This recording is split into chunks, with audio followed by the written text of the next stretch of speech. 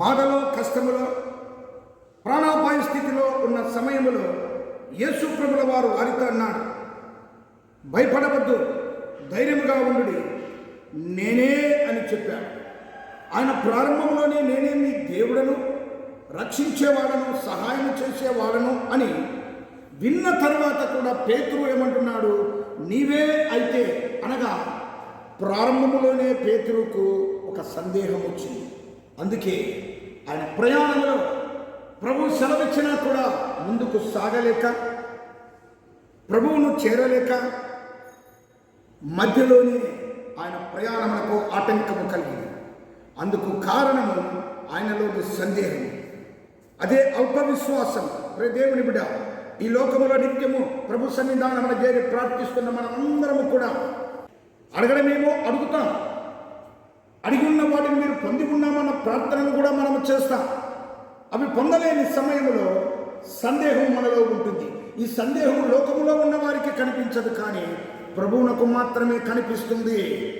మరి పేతురులో ఉన్న సందేహము యేసు ప్రభుల వారికి కనిపించినది కనుకనే ఎందుకు సందేహపడ్డావు, ఎందుకు అల్ప విశ్వాసము నీలో అన్నాడు.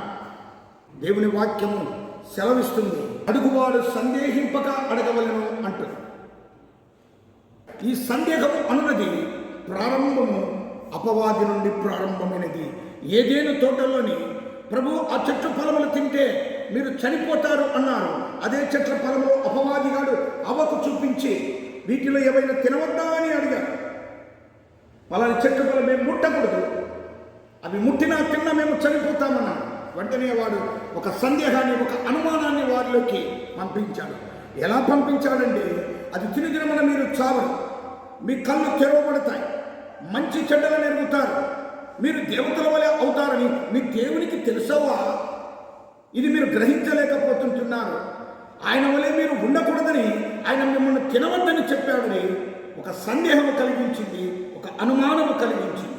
దేవుని బిడ్డలారా, ఈ లోకములో సందేహానికి మూల కారకుడు అపవాది, అనుమానానికి మూల కారకుడు అపవాది.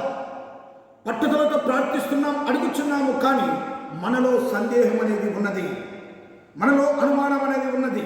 ఎందుకనగా మన జీవితంలో అనుకున్నది త్వరగా జరగలేదని ఈ అనుమానాలు, సందేహాలు ఉండడాన్ని బట్టి ప్రభువును అడిగి కూడా మనము పొందుకోలేకపోతున్నాము.